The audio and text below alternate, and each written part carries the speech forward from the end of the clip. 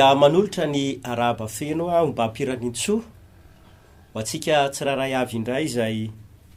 manaraka zao fotoam-pivavahana izao ny tenako a ankehitriny. Manonona ny fiadanan'Andriamanitra feno sy ny fahasoavana ho amintsika tsiraray avy isam-batan'olona ary ho amin'ny isa-tokantrano indray a ankehitriny. Mirarosoanao anko ako mba handray fahasoavana sy atsapany herin'Andriamanitra lehibe ao anatiny zao fotoam-bavaka fohy izay iarahana amin'ny tenako a izao. Koa ankehitriny aza mialohan'ny afatsika indray anaraka ny afatra zay ampitondrain'Andriamanitra dia iaraka ivavaka isika ametraka ny fotoana rehetra hoe pelantanan'ny tompo a mba tena hiasa mahery vaika ary hikasika atsika ny herin'Andriamanitra mba atonga atsika tena andrahery ara-panahy,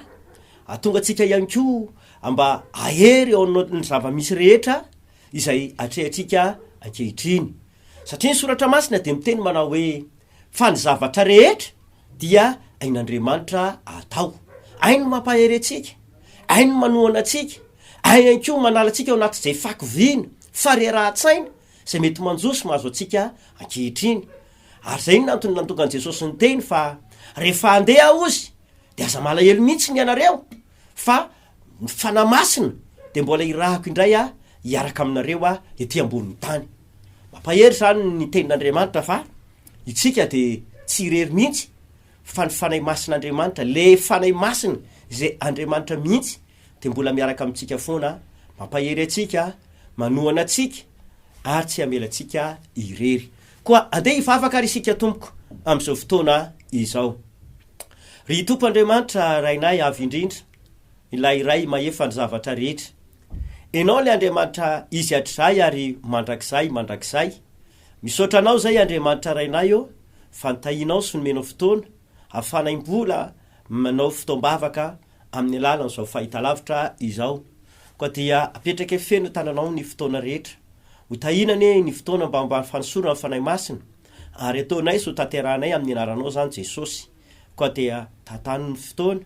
tahino tsiraray avy mba tena hisy kasika Andriamanitra manokana ao amin'ny isam-batan'olona. Mba anao sosoranao fanahy masina ny tenin'Andriamanitra mba hitombonay amin'ny fahalalana, hitombonay amin'ny finoana sy ny faherezana feno amin'ny anaran'i Jesosy. Amen. Eny ary tompoko, amaky soratra masina isika dia omeko atsika loha hevitra izay a ianarantsika anio a izany. Ao amin'ny Salamo 7:1 dia eo amin'ny 15 sy ny 2 ary ny 3 a no akatsika ny fampianarana. Salamo 7:1 vakina eo amin'ny 15 sy ny 2 ary ny 3. Zao no vaky ny teny amin'ny anaran'i Jesosy. Misaora an' Jehovah ny fanahiko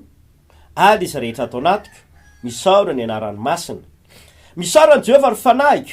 ary iza misy adinonao ny fitahiny rehetra, izay mamela ny heliko rehetra, izay manasitrana ny aretinao rehetra. Vakitsika indray ny filazantsara ny soratan'ny Marka 5 manomboka amin'ny 5:20. Filazantsara Marka 5:5 vakitsika manomboka amin'ny 5:20. Ary nisy vehivavy anankiray izay efa narary 12 taona sady efa niatra zavatra be tamin'ny mpanao fanafody maro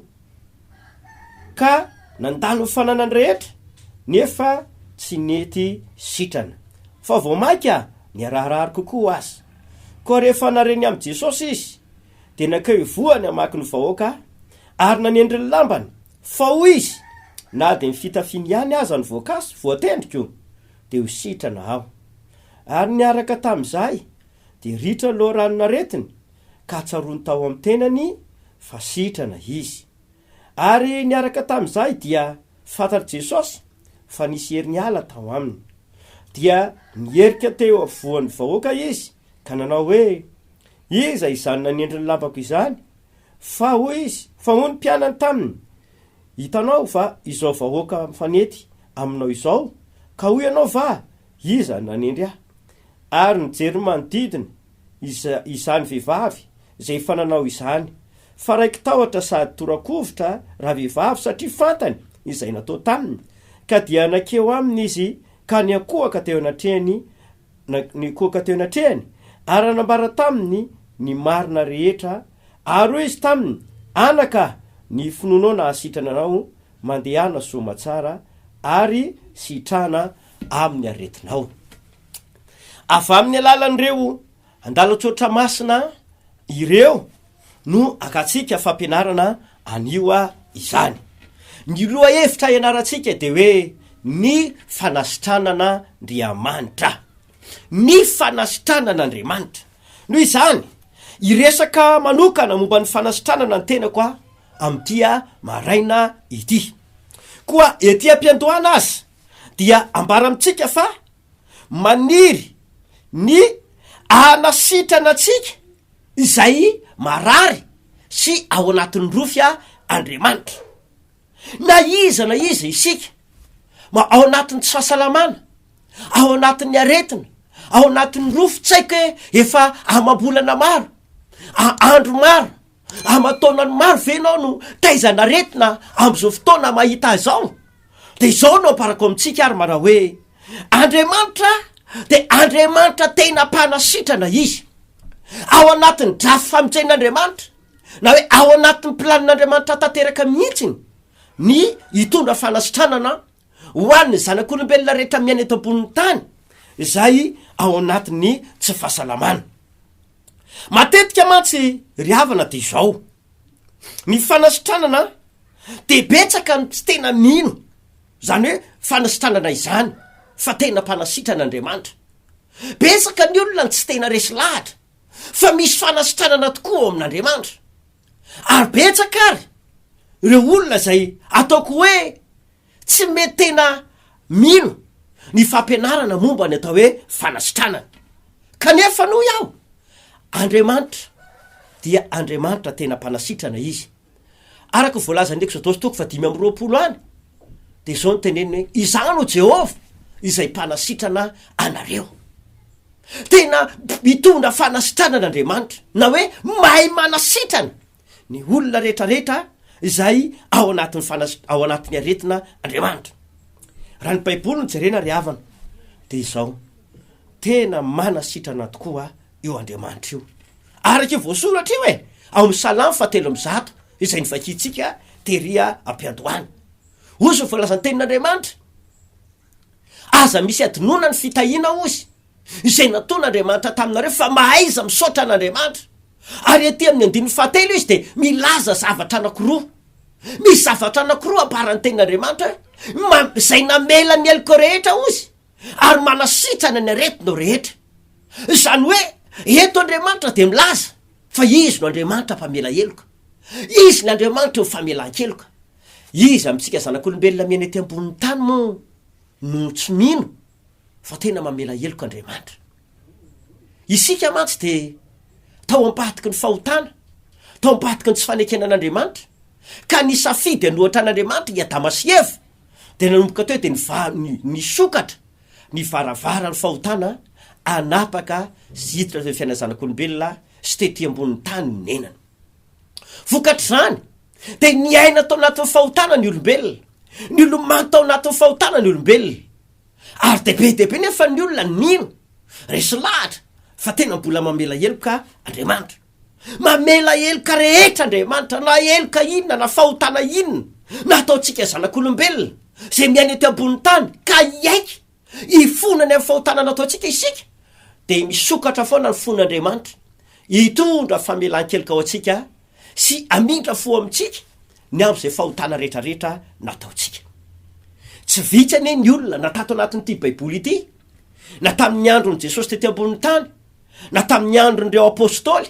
na tamin'izao vanim-potoana misy atsika zao, tsy vitsy ireo olona tena nomano tao anatin'ny fahotana, tena ny aina tanteraka tao anatin'ny fahotana. Fa noho ny amin'Andriamanitra mpamela eloka de izao namela ny fahadisotsika zanak'olombelona Andriamanitra. Fa tsy hoe mamela eloka fotsiny Andriamanitra, fa Andriamanitra ihany koa de manasitrana ny aretina rehetra. Zany hoe na aretin'inona na aretin'inona de ain'Andriamanitra ary vitan'Andriamanitra avokoa ny manasitrana izany aretina izany koa izao aza no fanazavako raha mino isika raha mino ianao fa mbola mamela ny heloka rehetra Andriamanitra averiko tsara koa raha mbola mino ianao fa mbola ain'Andriamanitra mamela ny heloka rehetra raha tena mino ianao fa mbola fotoana ny famelan-keloka izova ny fotoana misy atsika zao de tokony ino ankio ianao zany fa mbola manasitran'Andriamanitra satria raha mbola mino an'le voalohany isika fa mbola manan-kery mbola mandaitra ny famelan-keloka ry avanao de andao any koa tsika mbola ino fa mbola tsy foana ihany ko fanasitranana averiko fantelony raha mino ma isika mino an'lay voalohany hoe mamela ny heloka rehetra Andriamanitra de izao tsy afaka misaraka ireo fa ndao tsika ino any ko fa mbola manasitrana ny aretina rehetra Andriamanitra ny aretina rehetra de ain'Andriamanitra sitranona avokoa na inona endriky le aretina zay manapaka eo amin'ny tenatsika zanak'olombelona na inona fanaitainana na inona rofy na inona aretina eo amin'ny tenatsika de tsy mifidy aretina hositranon'Andriamanitra fa ain'Andriamanitra avokoa ny manasitrana ny aretina rehetra ny fanontaniana mipetraka ara de izao avy aiza aza no fiandohan'ny aretina avy taiza marina no poirany aretina taiza satria zany matetika no manitikidika ao anatin'ny fisainan'ny olona hoe avy aiza tokoa ny atomboany eo aretina io valiny de izao ny fiandohan'ny aretina dia tsy avy amin'Andriamanitra fa avy amin'ny fanaratsy na ny devoly no namorona ny aretina izy ny andohan'ny aretina tsy Andriamanitra no namorona aretina rehefa nanao saedena Andriamanitra mantsy ka nametraka ny zanak'olombelona tao de zao voalazany soratra masina eo amin'ny bokyny Genesis manao hoe hitan'Andriamanitra izay rehetra nataony fa indro tsara indrindra izany ny zavatra nataon'Andriamanitra na hoe ny famoronana nataon'Andriamanitra tokoa tao amin'ny saedena sy ny olombelona napetra ny voalohany tao de afa-po tanteraka Andriamanitra fa ny tsara indrindra no nataon'Andriamanitra sy napetrak'Andriamanitra tao amin'ny saedena ny tsara indrindra no foronon'Andriamanitra ny tsara indrindra no noarian'Andriamanitra tao amin'ny saedena tsy misy aretina na rofy na fahotana izany no foron'Andriamanitra tao amin'ny saedena tsy nisy zany tsy nisy azany aretina zany tao tsy nisy azany rofy zany tao tsy nisy azany fahotana izany nataon'Andriamanitra tao amin'ny saedena fa ny tsara indrindra no napetrak'Andriamanitra tao amin'ny saedena ary amin'ny bokyny Salamy 5:100 de milaza manao hoe fa tsara Andriamanitra sady mpanao ny tsara Andriamanitra tsara izy Andriamanitra mpanao ny tsara izy no izany aoko ho tonga saina isika aoko ho fatatsika ry ava-malala izay manaraka ankehitriny fa tsy tao anatin'ireo famoronana nataon'Andriamanitra ny aretina fa io rehefa ny safidy tsy nakatony tenin'Andriamanitra ny zanak'olombelona de hitafiditra teo tety ambonin'ny tany ary nanapaka teo amin'ny tenany nofo ny rofy sy ny aretina ary ho fahotana vokatra ilay atao hoe ozina tafiditra vokatra ny tsy fankatoavana zany ny aretina sy ny rofy ary ny ozina kanefany vaovao mahafaly ny ambarako amintsika androany na de nanota ary tsika zanak'olombelona na de ny aina tamin'ny fahotana ary tsika zanak'olombelona ka nanohatra ny tenin'Andriamanitra ary zany ny varavarana tonga an'ireo ozina sy ny aretina sy ny rofy nanapaka tety ambon'ny tany ka tafiditra atao amin'ny fiainana zanak'olombelona de izao atao arina ny fandefasan'Andriamanitra nandrana Jesosy Kristy tonga tety ambon'ny tany ny rahan'Andriamanitra le zanan'ilay tokana araky ny voalazany Jaona 4:9 hoe tia tsika zanak'olombelona loatra Andriamanitra tia ny olombelona rehetra zay toetra eto ambon'ny tany Andriamanitra tsy mifidy Andriamanitra na iza zanak'olombelona de mila resy lahatra ny olona fa zava-boarin'Andriamanitra isika zanak'olombelona asa mitanan'Andriamanitra no arian'Andriamanitra iainandalo eto ambon'ny tany isika koa raha no arian'Andriamanitra iaina eto ambon'ny tany isika de ao anatin'ilay drafitr'Andriamanitra hoe tia atsika rehetrarehetra Andriamanitra tsy akanavaka na iza io na iza na inona volokoditra le olona na viaiza fevily le olona na inona falalan'le olona na manahoana sy manahoana fahaizan'ny olona ny tena rena hoe zange efa tena mpanota be zange efa tena niaina atao anatin'ny fahotana be mihitsy zany mihitsy ny tompoko natonga n'Andriamanitra ny teny hoe toy izao no nitiavan'Andriamanitra atsika zanak'olombelona toy izao ny fitiavan'Andriamanitra n'izao tontolo izao nomena ny zanan'ilay tokana mba tsy ho very rehetra mino azy fanana fiainana mandrakizay nomen'Andriamanitra atsika Jesosy ny raha n'Andriamanitra nidiny tembon'ny tany le zanan'ilay tokana mba ninona mba hitondra famonjena hitondra fanavotana ary hitondra fanasitranana atsika zanak'olombelona ao arinina n'ilay fandraisantsika an' Jesosy ka natsoina hoe nateraka indray tsika rehetra ry havana de afaka mandray fanasitranana ny olona zay nandroso tamin'izany tingana izany averiko tsara aorina ny fandraisantsika an' Jesosy naneky atsika an' Jesosy Kristy tompo de zao zavatra lehibe mafinatra manomboka eo de natsoina nateraka indray tsika zanak'Andriamanitra isika ary afaka manana n'ilay zoa andray ny famonjena sy ny fanasitranana avy amin'Andriamanitra Jesosy no nitondra ny rofintsika eo zony soratra masina ary amin'ny alalan'i Jesosy iny ko izy no nitondra ny aretintsika rehetra ary andraisantsika izany fanasitranana izany mazava ny amparany Isaia 3:10 eo amin'ny 9:4 zao voalazany boky n'Isaia 3:10 ao amin'ny 9:4 milaza manokana ny am' Jesosy Kristy ny faminaniana Isaia eto nitondra ny aretintsika tokoa izy sady nivesatra ny fahoritsika nitondra ny aretintsika tokoa izy ozy sady nivesatra ny fahoritsika maro re olona miaina ao anatina roso fanaitaina ny atembon'ny tany am'izao fotoana izao maro le olona tena azo lazaina fa lany vola avokatry ny aretina sy ny rofy mety anisan'izany ianao izay mahita ankehitriny na mety ny vadinao ny marary mety ny zanakao ny marary mety ny fianakavianao ny marary ry havanao aiko tsara mihitsy satria matetika mamangy olona any amin'ny hopitaly izahay matetika ary saika isan'andro de misy olona marary foana manatona any hivavahana fa tsapanay na ny marary de manana fijaliana na ny manana havana marary zay mikarakara mitsabo marary miaritra ao anatina fijaliana tanteraka lany vola miasa saina mitebiteby tsy matory andreo manalina satria misy marary ao amin'ny fianakaviana tsapan'Andriamanitra loatra zany hitan'Andriamanitra loatra zany ary zay androany ny anaparany soratra masina hoe Jesosy Kristy tompo de ambarany baiboly fa nitondra ny aretintsika tokoa izy raha tonga tety ambon'ny tany Jesosy niaritra ny fanaitainana faratapiny nokapohana izy potipotika nofony feno rasa ny tenany raha misy olombelona niaritra fanaitaina amin'ny farany zay mafy niaina tety ambon'ny tany nandalo tety ambon'ny tany de Jesosy no nitondra zany fa naninona ny nety ny fanaitainana sy ny rofy naninona ny netiny Jesosy Kristy ny aretina rehetra ry havanao satria tsapa loatra fa tsy zaka ny olombelona ny rofy sy ny aretina ary ny fanaitainana maro nataon'Andriamanitra netiny Jesosy zany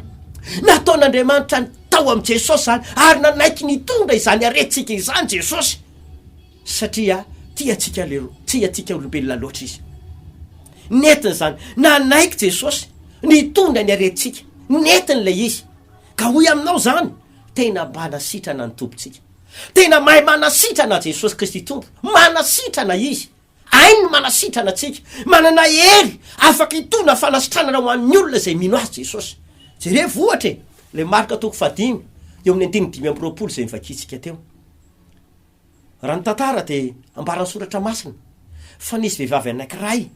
zay nanana aretina tsy sitrapanafody tiako mariana ty ampendohana misy tokoa ny aretina mety sitra ny fanafody fa ny fanafody de zay aretina sahaza anazy ainsitranina ihany de iny ihany ny vitany manasitrana azy ny fanafody zay aretina natao sitrany iny fanafody iny de zay ihany ny ainsitranina fa Andriamanitra kosa de tsy mifidy aretina sitranina fa ainy avokoa ny manasitrany ny aretina rehetra ity vehivavy zay narary 12 taona ity zao de voalazany baiboly fa nandalo na hoe nitety dokotera maro mpanao fanafody maro na hoe dokotera maro nandalova nitety dokotera izy tao anatina 12 taona no nitetezany sy nandehana tamina dokotera nitady fanasitranana ary nampalahelo aza de ozy ny soratra masina hoe lany voly izy raha ny fandiniana de hoe aretina tsy sitram-panafody ny aretina nahazo an'ity vehivavy ity ary zainy na tonga an'io aretina io a tsy hain'ny dokotera nositranina tao anatina 12 taona fa ny vaovao mahafaly de izao rehefa lany tokoa ny volany raha vehivavy tsy nety sitrana izy fa hoe vao maika ny rarary aza ny tenany vao maika ny niobo ny aretina nandreny am' Jesosy izy rehefa nandreny am' Jesosy izy de zao voalazan'ny baiboly hoe lasa izy niazakazaka nanatona an' Jesosy satria tam'ty fotoana ity de nampianatra tam'y toerana anankiray Jesosy nitoro ny filazantsara ary teo i vehivavy ino nomboka velona ny fonona tato anatiny ka niteny tam'y vavany izy hoe de ho any am' Jesosy ahako fa na ny fitafiny ihany aza ny voakasika de ho sitrana za tena ny lobavy vehivavy io hoe na de ny fitafiny Jesosy ihany aza ny voakasiko de ho sitrana za tsy mora ngeriavana zany hoe raha 12 taona lany vola mety tao ny fiasan-tsaina mety be deabe ny nanakana hoe aninany ianao aza makany ianao mety ny tenany koa mety efa reraka fianakaviana mety seresy lahatra fa nisy finoana tao anatin'ilay vehivavy hoe andeha hoany ahako satria ny olona tsy afaka nasitrany ny olona tsy afaka hitona fahasalamana ao anazy fa izy nisy finoana velona tao anatiny ary nanatona an' Jesosy Kristy tompo izy ka rehefa tonga tao anaty vahoaka be deabe tao izy de nanomboka teo akaiky ny Jesosy no kasiany avy hatrany lamban'i Jesosy nisy herin'Andriamanitra nivoaka tao am' Jesosy ary tafiditra anaty tenany raha vehivavy izany ary iny hery iny na tonga le roa lanina retina sitrana ritra tanteraka tao am'ny vatany ray manontolo ozy ny soratra masina hoe tsarony tao am'ny tenany fa sitrana tanteraka izy teo Jesosy nanomboka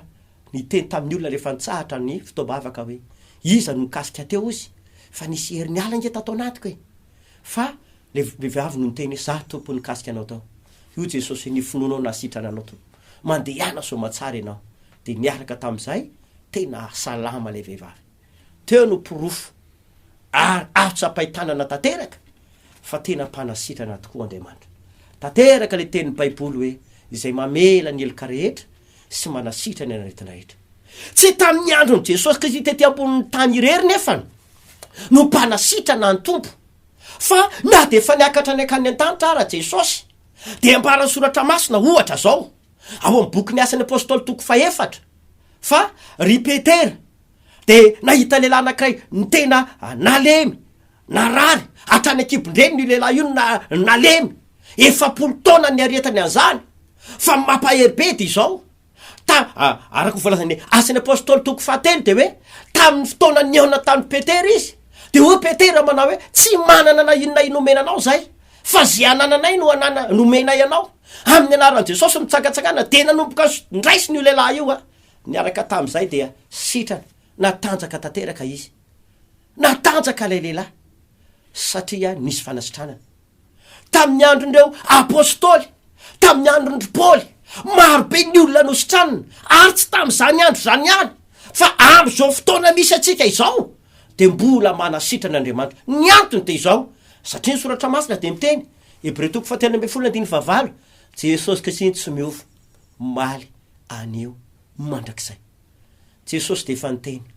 izao famantarana zao niaraka zay mino ametra tanana amin'ny marary izy de ho sitrana ireny tena mpanasitran'Andriamanitra ry havana sorovavimbelona kely aminareo aho hoe na tamin'ny andron'i Jesosy tety ambonin'ny tany na tany amin'ny testamenta taloha na tamin'ny andron'ireo apôstôly na tamin'ny andron'ireo mpianatra izay mifandimby na tamin'izao vanim-potoana misy atsika izao de mbola tsy miova ny herin'ny fanasitranana nataon'Andriamanitra ohatra zao ndray Alakamisy avy mitoro teny tao fiangonana RHEFI Androndrakely ny tenako a anitolakandro nisy renim-pianakaviana anankiray izay nanantona hoe marary a pastera ozy tao anatin'ny 7 taona latsaka ozy no niaritra zao aretiko izao ary tsy hoe nyonona fotsiny ikokisan'ny aretina ozy fa nandeha nitsabo-tena nanatona dokotera nanatona mpitsabo. Rehefa nanatona mpitsabo ozy de nomeny fanafody foana ny fandim karazany satria ny aretina nazo azy tamin'izany fotoana zany nisy aretina ndotsy netisitrana fa manaitaina foana foana isan'andro ary fanina ozy ka misy taona tsy sa mandeha rery mihitsy ary tiny ny antony aretina efa de zao ozy efa niteraka anankiroa izy fa tao anatin'ny efa taona latsaka eo izy de tsy mba mandeha raha ohatry mivehivavy de miakatra be ny tension fa isorana an'Andriamanitra lehibe voninahitra ho an' Jesosy Kristy tompo fa tena manamarina ny tenin'izy hoe mpanasitrana tokoa izy satria rehefa nivavaka ho an'io renim-pianakaviana io tao anatina minitra vitsy ary nodidiko ny aretina tamin'ny tenany mba hiala tamin'ny anaran'i Jesosy ary nikasika anazy lay herin'Andriamanitra mpitona fanasitranana de isorana ny tompo ohatry ny hoe le vavaka natao fotsiny ny ndrasana de tonga de sitra ny vavaka satria ny azoma Alakamisy tolakandro izy no vavahana fa ny azoma niny ihany de tonga dia nandeha ny rata ao amin'ny tenany ary niaraka tamin'izay ozy salama tanteraka ary hatramin'izao vanim-potoana iresantsika zao de tsisy niny afaka ny aretinandoha normalina tsara ny tension izy tena sitrana tanteraka mihitsy ary no lasa mandeha tsara tiako vehivavy rehetrarehetra izany trangam-piainana eo amin'ny tenany zany tsy olombelona nanao an'izany mety tsy eny olona le izy fa misaotra an' Jesosy Kristy tompontsika riavana fa tena haino manasitrana ka hoy aminao izay mahita ankehitriny marary ve ianao misy aretiny efa nitaizanao efatry ny ela ve ao anatina fanaitainana tena hoe mijaly tanteraka ianao ary misy olona mety marary taizana aretina any amin'ny lamosonao any ianao misy fitosana ao anatin'ny kibonao ao efa imbe deabe no hitak'olona tsy bevoka fa io kibony io ohatry ny kibon'olona bevoka rehefa natao ny fametraha-tanana no didina ny aretina sy ny rofy nahika tamin'ny anaran'i Jesosy zany de isorana an'Andriamanitra lehibe fa teno eo ihany de nanjaviny zany fivitosana izany voninahitra ho an' Jesosy Kristy tompo ka hoy amintsika marary ve ianao ankehitriny ao anatina aretina sy fanaitainana ao anatina rofy ve ianao manana finoana fa hainy tompo manasitrana anao ka ho faraparanako ary izao afatry ny tenin'Andriamanitra izao tena mitsodrano anao ivavaka ao anao zay marary fa tsy maintsy andray fanasitranana ianao na izy ianao na izy satria mpanasitrana ny tompo tsy miovy izy ary tsy mifidy olona hositranina izy fa na iza na izy rehefa mino de ain'Andriamanitra manasitrana izany olona izany ka pitao fatra marairanao ary ny tananao fa ivavaka isika Andriamanitra raha eo misotranao amin'ny anaran'i Jesosy ny amin'ny teny fampairezana fampianarana nomenao anay androany fa tena Andriamanitra mpanasitrana sady mpamela helika ianao niza ao anatin'ny aretina rofy fanaitainana dia didina amin'ny anaran'i Jesosy ny aretina sy ny rofy iala iongotra ao anatin'ny tenan'ny olona na aretin'inona na aretin'inona de alefako zao herin'Andriamanitra izao hikasika ny olona anasitrana ny olona anafoana ny aretina sy ny fivitosana ny fanaitainana rehetra hatrany amin'ny lamosina ny fivitosana ny anaty ny aretina mitaizy ny cancer ny diabeta ny aretina mampahory amin'ny tension de foanako amin'ny anaran'i Jesosy ny areti-po ny aretina mampahory ny aretina manaranaka de foanana amin'ny anaran'i Jesosy zany ary tsofina rano aoka ho sitrana zay marary amin'ny anaran'i Jesosy sitranina marary rehetra amin'ny anaran'i Jesosy Kristy tompo misaotra Andriamanitra raiko amin'ny anaran'i Jesosy misaotra tompo amen de mirarantsika rehetra ho tahin'Andriamanitra ny tenako koa filazana de taka izao izay fiangonana RHEFI Androndrakely dia manana fitaombavaka lehibe izay atao mandritra nyty volana Jona ity io fotoana io de nampitondraina mihitsy loha hevitra ray vola amin'ny fanasitranana anasana tsika rehetrarehetra isam-batan'olona isa-tokantrano na izy marary na manana fianakaviana marary na manana namana marary de manasanareo zay tongava amin'ny fiangonana RHEFI Androndrakely isaky ny Alahady amin'ny enina amin'ny valo amin'ny folo amin'ny roambefolo ary amin'ny roambefolo ao anatin'ireo fidinana indimy reo de isy vavaka ho amin'ny marary avokoa ireo fitombavaka ireo akoatran'izay ny Talata sy ny Alakamisy de misy fitombavaka ihany koa manomboka amin'ny roambefolo ka mifarana amrohora ireo fotoana ireo any ko de izy vavaka ho any marary sy famoana demonia ataonay ka manasa atsika rehetrarehetra ho avy a ny tenako ao anatin'zany koa nefany raha misy amitsika ao mba maniry aona aminay na maniry any ko mba ivavahana na misy karazana fanaratsy na ozona manapaka ny tenany de aza misalasala misy numéro telefony ro ifandraisanay aminao vonona mandrakarivo zay andray anao ka dia samia ho tahin'Andriamanitra avokoa toko miraso atsika rehetra